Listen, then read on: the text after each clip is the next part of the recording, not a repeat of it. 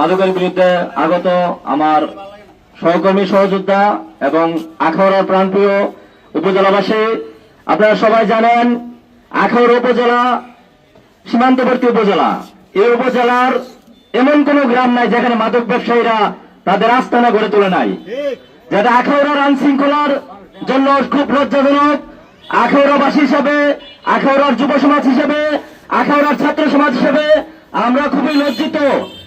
আমি আখাউড়ার যুব সমাজদের উদ্দেশ্যে এমন সবাইকে সামিল রেখে বলতে চাই, আখাউড়া উপজেলার যে মাদক ব্যবসায়ী আছে তারা আখাউড়ার কুলাঙ্গার, তাদেরকে আখাউড়া থেকে বিতাড়িত করতে হবে। প্রয়োজনে আখাউড়ার যত মাদক ব্যবসায়ী আছে সবগুলোর ছবি উঠিয়ে আখাউড়ার এই সড়ক বাজার প্রত্যেকটা মুড়ে মুড়ে আমরা টানিয়ে দেব। আখাউড়া কসবা এবং বিজয়নগর সীমান্ত উপজেলার যত প্রশাসন আছে সবার কাছে বারবার অনুরোধ করে বলছে, আপনাদের থানার ভিতরে যেন কোনো মাদক ব্যবসায়ী ঢুকতে না পারে।